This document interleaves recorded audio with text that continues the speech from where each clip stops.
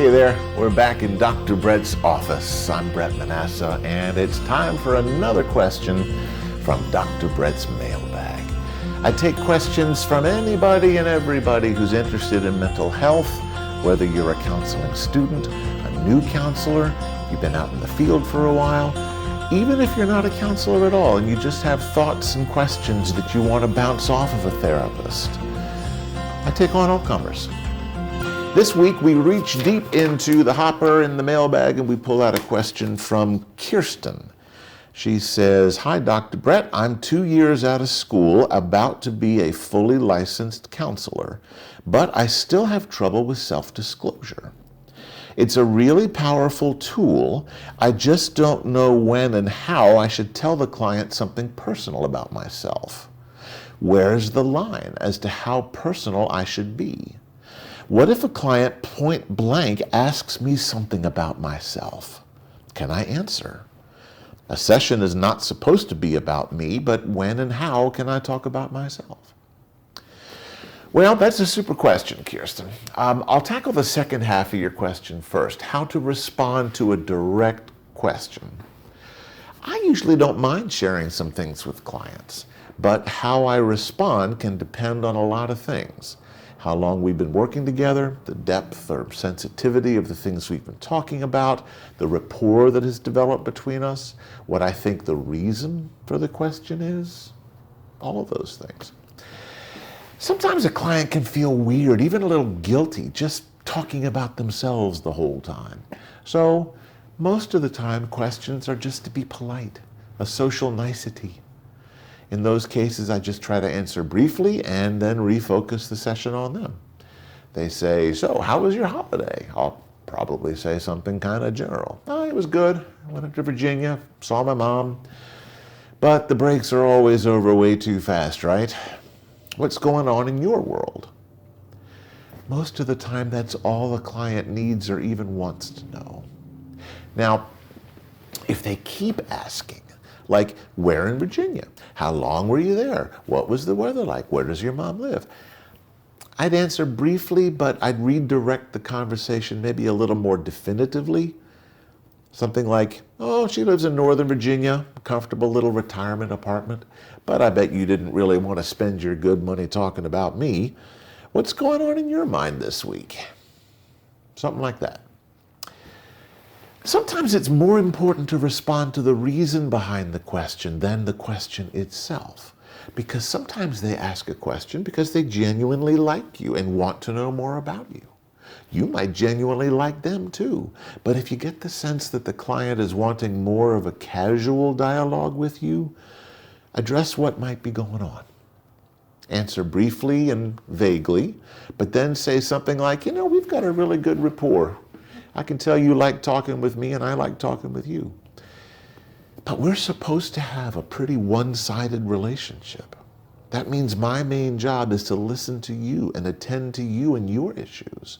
It can feel like a friendship, but what we've got is actually a lot better than a friendship in some ways because you are totally in the driver's seat. You don't ever have to worry about doing things for me like a friend might. I'll never ask you to drive me to the airport. You won't have to watch my cat. I won't ask to borrow your truck, that kind of thing. And you don't need to worry that I'd get butthurt if you don't contact me for a while or if you don't come to a session for a while. It's okay for you to be the complete focus.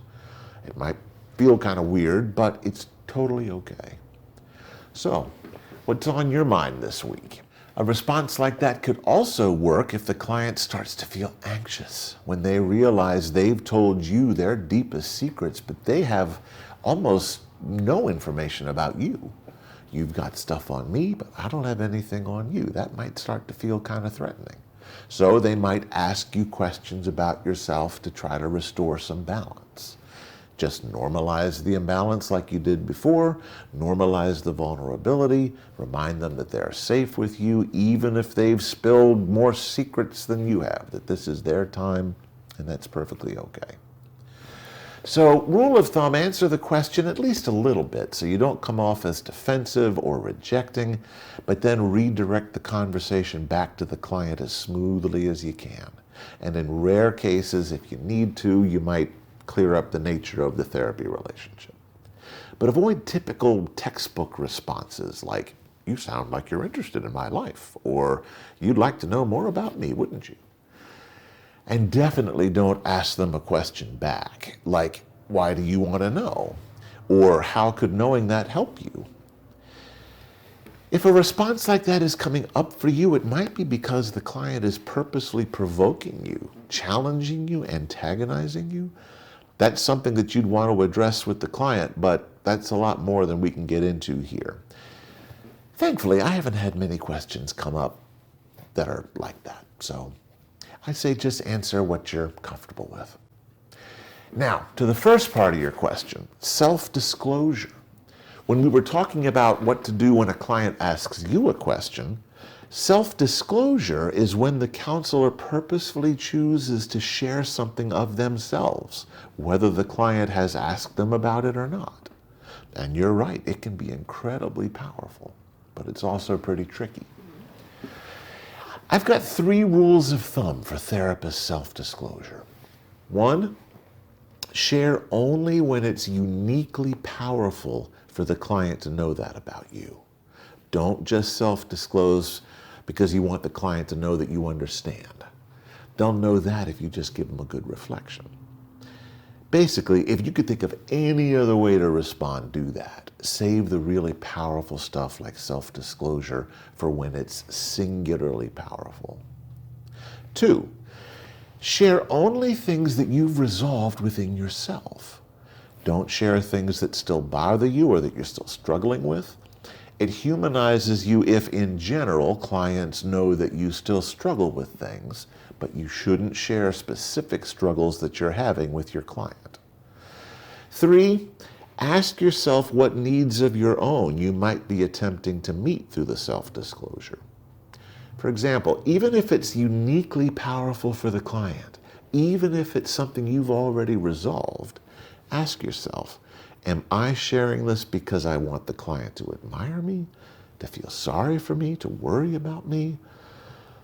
The only 2 needs that a counselor can meet through working with clients is their need for a paycheck, because we got to make a living, and it's also okay if we meet the need of knowing that we are helping someone.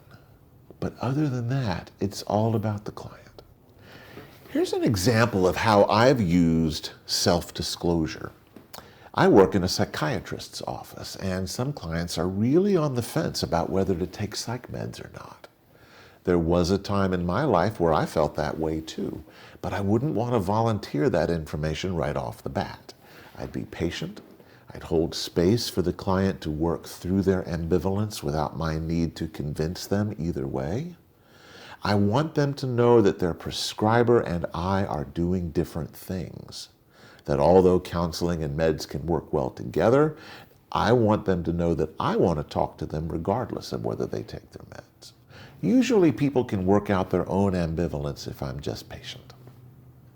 But for people who get really stuck, I have shared the reluctance that I once had years ago about taking my own antidepressants.